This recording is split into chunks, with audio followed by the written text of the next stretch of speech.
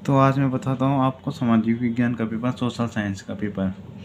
तो इसमें प्रश्न कैसे आते हैं, आपको पहले सभी प्रश्न पढ़ने हैं एक बार। पहले तो जो है महत्वपूर्ण वो दिए रहते हैं, हिंट दिए रहते हैं कि आपको पेपर में कैसे लिखना है, क्या क्या है आपको उसको देखना है। तो पढ़ते हैं। इस प्रश्न पत्र में कुल 27 प्रश्न हैं। सभी प्रश्न अनिवार्य है। प्रश्नों हेतु निर्धारित अंक उनके सम्मुख अंकित है। प्रत्येक प्रश्न को ध्यानपूर्वक पढ़िए तथा समुचित उत्तर दीजिए। प्रश्न संख्या बहुविकल्पीय प्रश्न है। इस प्रश्न के प्रत्येक खंड के उत्तर में 4 विकल्प दिए गए हैं। सही विकल्प पर अपनी उत्तर पुस्तिका में लिखें। प्रश्न संख्या 2 से 9 तक निश्चित उत्तरीय प्रश्न है। प्रश्न संख्या 10 से 19 तक लघु उत्तरीय प्रश्न है। प्रत्येक प्रश्न का उत्तर लगभग 80 शब्दों में दीजिए। तो ये हिंट पढ़ लीजिए, पहले पूरा पेपर पढ़ना है आपको, उसके बाद करते हैं हम दूसरा पेज ओपन। ये जो छोटे प्रश्न रहते हैं इनकी तैयारी भी करनी है अच्छे से। फ्रांस की नागरिक संहिता 1804 को आमतौर पर किस नाम से जाना गया? तो आपको ये जो छोटे छोटे प्रश्न हैं इनकी तैयारी करनी है। ये प्रश्न बहुत पूछे जाते हैं। मैं बता रहा हूँ अभी पेपर कैसे आते हैं। मैं सॉल्व पेपर भी आपको प्रोवाइड कराऊंगा। इसके बाद आपको पेपर में लिखना कैसे है, जैसे एक एक नंबर के क्वेश्चन है तो आपने पहले, अगर आपको आ रहे हैं तो पहले एक साइड से करने हैं। आपको पूरा प्रश्न लिखना है। उत्तर संख्या 1, मैं बताऊंगा आपको कैसे लिखना है। उत्तर संख्या 1 हेडिंग बना के जितना आप सजा के लिखोगे फ्रांस। फिर अगर आप फ्रेंच संहिता लिख देते तो वो भी मज़ा नहीं आएगा। आप लिखना फ्रांस की नागरिक संहिता 1804 को आमतौर पर किस नाम से जाना गया है। उत्तर में क्या लिखे, उत्तर संख्या 1 डाल के फ्रांस की नागरिक संहिता 1804 को आमतौर पर, जो इसका राइट आंसर होगा उसको लिखना है। उसके बाद ने अगर आपको आ रहे हैं तो सीधा लिखो उत्तर, टाइम वेस्ट नहीं करना है, क्योंकि सामाजिक के पेपर में आप जितना ज़्यादा लिखोगे उतने अच्छा नंबर। भारत के संविधान में कितनी भाषाओं को अनुचित भाषा का दर्ज दिया गया है? तो आप देख रहे होंगे दूसरा प्रश्न भी 1 नंबर का है, तीसरा भी 1 नंबर का, चौथा भी 1 नंबर का। तो इनमें ज़्यादा नहीं लिखना, 2 लाइन 3 लाइन तक मैक्सिमम लिखने हैं, ज़्यादा नहीं लिखना। 3-4 लाइन लिख दो ज़्यादा से ज़्यादा। ऐसे नहीं कि तो आपको ये उत्तर, पहले इसका उत्तर आ रहा है आप लिख रहे हो, एक पैराग्राफ लिख दे रहे हो, इसमें लिख के कोई फ़ायदा नहीं होगा। एक पैराग्राफ 3 लाइन में, ज़्यादा से ज़्यादा 3 लाइन में इसका उत्तर दो, 1 नंबर मिलेगा, क्योंकि 1 नंबर का क्वेश्चन है। आपको इसमें ज़्यादा बड़ा नहीं लिखना। उसके बाद चलते अधिनियम कब लागू हुआ। ये भी 1 नंबर का है, 2 लाइन में आ जाएगा इसका उत्तर। तो आपको 2 लाइन में लिखना है। जो फुल फॉर्म आते हैं याद कर लेना। मैं आपको फुल फॉर्म भी एक वीडियो बनाऊंगा, उसमें फुल फॉर्म जो इम्पोर्टेंट फुल फॉर्म रहते हैं उनको लिख दूंगा, क्योंकि एक या 2 फुल फॉर्म तो आती है, इसमें एक भी है 2 तो आती है। कानून का शासन किस शासन व्यवस्था में देखने को मिलता है। ये भी 1 नंबर का है। इसे भी 2 लाइन में आप ख़त्म कर देना, 2 या 3 लाइन में। ब्रिटेन की महिला कामगारों ने स्पिनिंग जेनी मशीनों पर हमले क्यों किए? ये क्वेश्चन ज़्यादातर आता है। तो ये 3 लाइन का है, तो इसको कम से कम 6-7 लाइन तक लिखना। इससे ज़्यादा नहीं कि आप भर रहे हो कि पेज मुझे आ रहा है तो आप पेज भर रहे हो, तो आपको पेज नहीं भरना। 19वीं सदी में भारत में गरीब जनता पर मुद्रण संस्कृति पर क्या असर हुआ।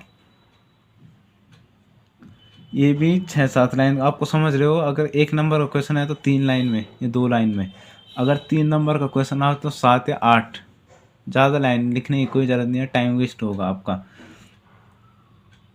3 नंबर की विविधता को संभालता है और उनके बीच सामंजस्य बैठाता है। तो आपको ये भी 7-8 लाइन के, अगर आप सभी को एक एक पेज के लिए तो आप 10 प्रश्न कर पाओगे, टाइम ख़त्म हो जाएगा।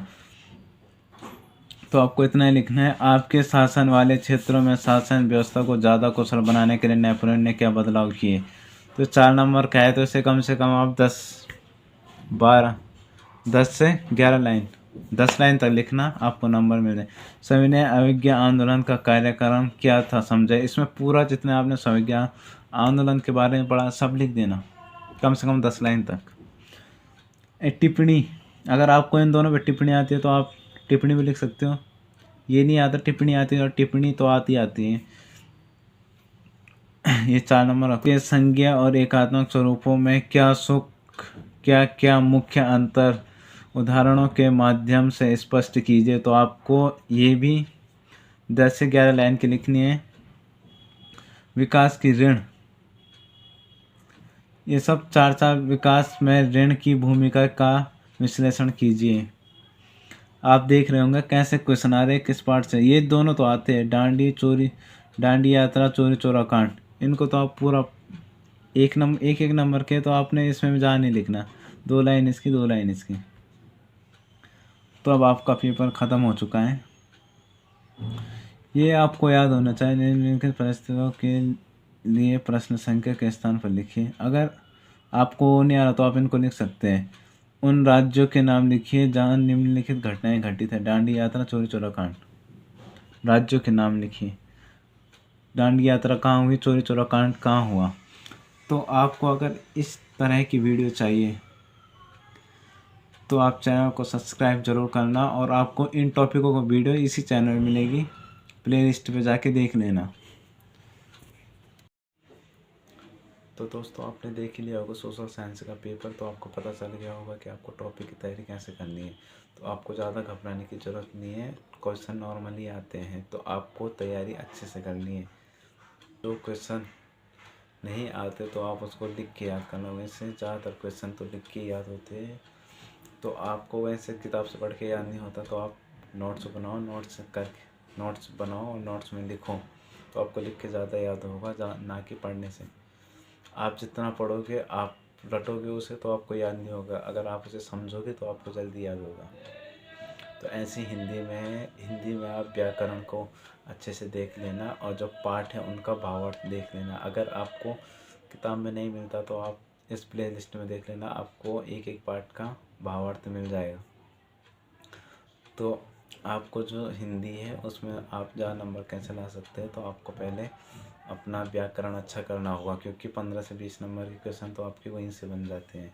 तो आपको अपना व्याकरण अच्छा करना है, उसमें आपके बहुत से क्वेश्चन आते हैं, तो आपको उनको देख लेना है। उसके बाद चलते हैं गद्यांश आते हैं उसमें 2, तो गद्यांश आते 10-10 नंबर के, तो आपको 20 नंबर तो ही बन जाएंगे। पर आपको क्वेश्चन अच्छे से देखना है। जो गद्यांश आते हैं उसको पहले पढ़ना है, उसके बाद लिखना है उसे। पढ़ के सीधा एक बार दिखा वैसे नहीं होगा, आपको पढ़ना है, उसमें समझना है कि उसमें क्या बता रहा है। उसके बाद आपको क्वेश्चन को पढ़ना है, उसके बाद लिखना है आपको कि कैसे होगा। उसके बाद आते हैं जो क्वेश्चन आते हैं और कविता से, तो कविता से आपको कवियों के नाम और कविता के नाम याद करने हैं। आपको पता होना चाहिए किस कवि ने कौन सी कविता लिखी है, तो आपको ये भी देखना है। और उसके बाद जो लॉन्ग आंसर क्वेश्चन आते हैं तो उनमें आपको भर भर के लिखना है। अगर आपको कुछ नहीं आता उस पार्ट से रिलेटेड, तो आपको जो कुछ आता है उस पार्ट से रिलेटेड उसको लिखना है। पर पेपर में क्वेश्चन खाली नहीं छोड़ना है, क्योंकि 3-4 नंबर के क्वेश्चन है। तो आपको पहले तो जो क्वेश्चन आता है आपको आधा क्वेश्चन है उतारना है, उसके बाद आपको जो लगता है उसके बाद थोड़ा बहुत आता होगा वो लिखना है। बाकी पार्ट के बारे में जो जो आपको पता है उस टॉपिक के बारे में वो लिखना है। अगर आपको उसका उत्तर सही नहीं आता तो क्वेश्चन नहीं छोड़ने। तो अब जैसे नेताजी का बारे में आ सकता है, उस पार्ट से ज़रूर से भी आ सकता है। राम लक्ष्मण परशुराम से भी आता है एक क्वेश्चन। बहुत से पार्ट हैं, जैसे साना साना हाथ जोड़ी, माता का अंचल, बाल गोविंद भगत, बहुत से पार्ट हैं हिंदी में। तो आपको सब पार्ट के एक एक जो एक क्वेश्चन आता है कि पूरे पार्ट का भावार्थ उसको पढ़ लेना है आपने। आपके सारे क्वेश्चन उस भावार्थ को पढ़ने के बाद क्लियर हो जाएंगे, तो आप हिंदी में अच्छे से नंबर ला सकते हो। उसके बाद संस्कृत है, तो संस्कृत में आपको जो टॉपिक मेन क्वेश्चन छांटने हैं पहले, उसके बाद उसको एक कॉपी में लिखने हैं, उसके बाद आपको उन्हें पढ़ने हैं। अगर आप किताब देखोगे तो आपका दिमाग ख़राब है, ऐसे हो कौन पढ़े इतने क्वेश्चन, कौन क्या करे। तो आपको पहले नोट्स बनाने हैं, उसमें लिखने हैं कौन कौन से क्वेश्चन मैंने पढ़ने हैं, उनके उत्तर लिखने हैं। उसके बाद आपको याद करने हो, ना कि डायरेक्ट किताब से, क्योंकि आप किताब खोलोगे आप बोलोगे इतना कौन पढ़े। तो आपको पहले नोट्स बनाने हैं, नोट्स बना के अच्छे याद होते हैं, तो आपको ये बातें समझनी है। उसके बाद मैथ में किस किस टॉपिक से क्वेश्चन आते हैं। तो बहुलक का क्वेश्चन आएगा, एक बहुलक, माध्यक, माध्यक, तो हमने देख लेना। उसके बाद प्रायिकता आती है, ट्रिग्नोमेट्री आती है, और परमेय अपरमेय को सिद्ध कीजिए, भिन्न आते हैं। आपको कुछ कुछ क्वेश्चन आप पेपर देख लेना प्रीवियस ईयर के।